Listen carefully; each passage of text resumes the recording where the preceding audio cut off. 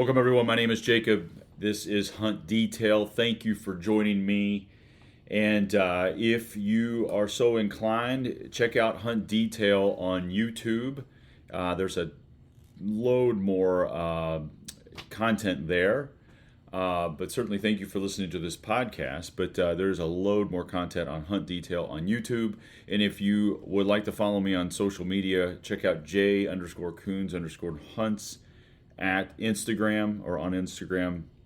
But a couple of things. If you're on YouTube, you can actually see I'm sort of in a suit, dressed up, looking nice. And, I don't know if you struggle with buck fever or when it comes time to that moment of truth, that the buck comes in, the doe comes in, or whatever.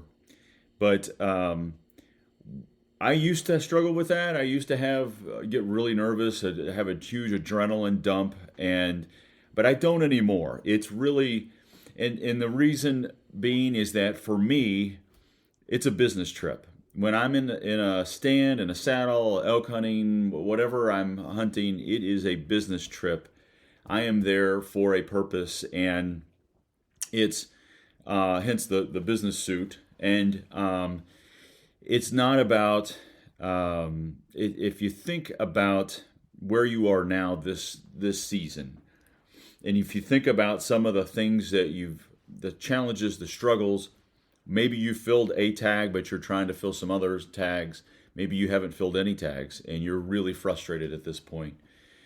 I think for me, there was a time where I did struggle a lot.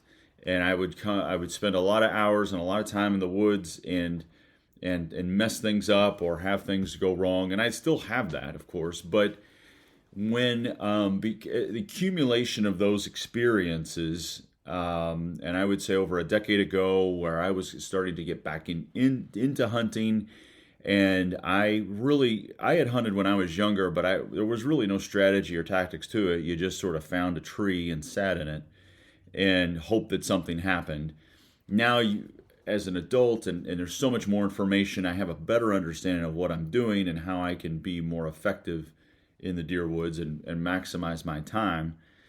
And so when I reflect back on those times where I struggled, where I'd sit in a stand, not see anything ever for a whole season, and my wife wondered what I was really doing, I think as I got into the moments of truth, the kill time, I had put so much energy and effort and time into the opportunity that there was not an ounce of me that was nervous or had that adrenaline. I was like, this is happening, and I am now thinking about my shot.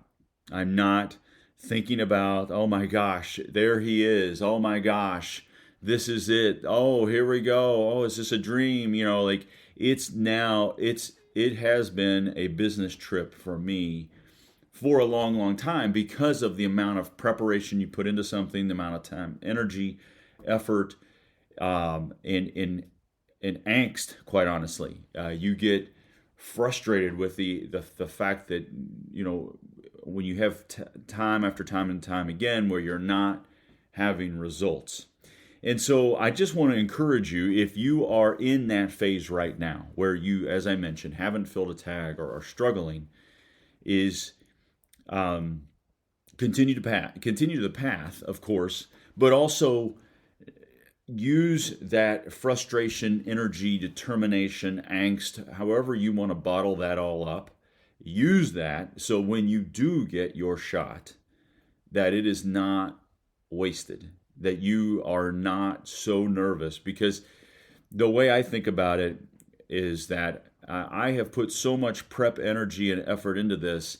I am expecting this to happen. It isn't a surprise, it's an expectation. And so when it's an expectation, my mindset is completely different.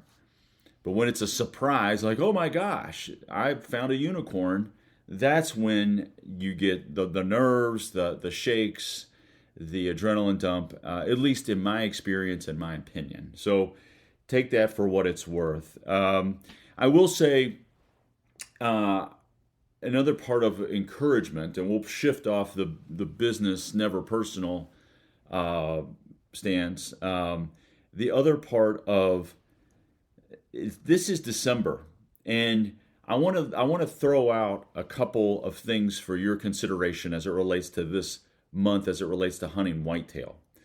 So deer are bedded more. There's little movement. They're on sort of a food pattern, more so than a rut pattern.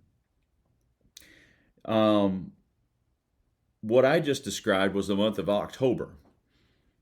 Think back to early October. Bedded, little movement, food pattern. Does that sound a little like what we're doing right now, where we're at right now with the deer woods? Now, I'm going to throw some other things. Now, the rut is over, and it's like, oh my gosh, the party's over. Why should I even go out? Why should I go hunt? I'm not going to see anything. It's going to be a waste of time. I've got other things I got to do now. Well, yeah, the peak of the rut is over, but let's throw some other things. Let's pretend let's talk about that comparison of early October to early December.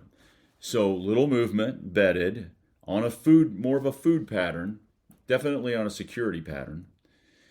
But I think there's probably a little less hunters, quite honestly.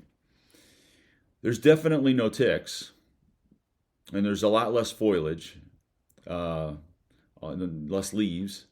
You can use your binos to cover lots of ground visually. There's the presence of sign. You can still see relatively fresh rubs that were made 6 weeks ago, 8 weeks ago, whatever. There's the potential for the secondary rut where either does that didn't get bred come back in heat, or you have fawns that are at or yearlings or whatever that are at a weight that they can actually come into estrus as well. And so you've got that dynamic at your advantage now in the month of December, whereas a lot of times as we get past the rut, it's like, oh, woe is me. It's over. The party's over. And I just want to say, not yet. Not yet, because you have a lot more in your back pocket than you did in early October, where you couldn't hardly see anything. Even if a deer was within 30 yards of you, 40 yards, good luck getting a shot. Now, of course, the deer wood has been trampled, and there's, the deer understand what's going on now. But I just want to say there's an opportunity here.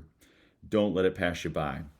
Of course, there's still gun seasons and muzzleloader seasons, and bow seasons often go until January, depending on what state you're in. So take advantage of that.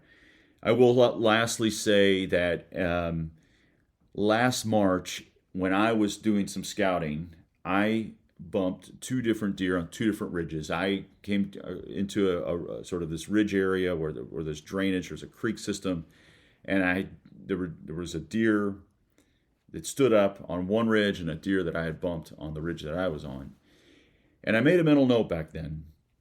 And so this year, this is public land, out of state, different area. I bounce around a lot.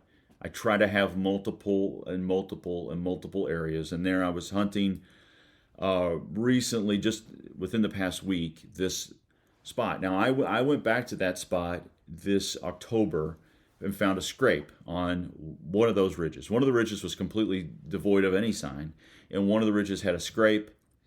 So I hunted it, had a buck come in. He did something that I had rattled, and he did something I did not expect him to do. He went down into the creek system to catch my wind, and he got me. So shame on me and good on him. So I went back there just this past week and set up where I thought he came from, how he dropped down. And what I realized is I wasn't quite there yet. I did have a couple groups of does come from where they were bedded and drop down. And apparently there's a reason why they do that. I don't know if it's there's an oak that's dropping or what, but it was very clear that there's a pattern there that these deer use in terms of when they come from bed, they drop down into this creek, but don't cross the creek. They're and it's a dry creek bed right now, but they're doing some sort of loop, and so I just I'm going to continue to be in the deer woods and use the intel that I gather this year for next year, just as I have been doing from last year. And I didn't get a shot. They didn't get close enough. I was going to take anything at this point. Be happy to shoot a doe, but I was bow hunting and they just didn't get close. But it was still confirmation of, hey, there's a trend here. There's deer that bed here. I do see buck sign, and I will be back there probably this week. I am going to bounce around to another spot, I believe. But anyway, it's still deer season, and do not let anyone tell you different, and continue to use this time to hunt this year's deer, but also hunt next year's deer. And remember, as Albert Einstein said, in the middle of difficulty lies opportunity. So keep that in mind. Please like, share, subscribe. Thank you for your time, and best of luck this season. All the best.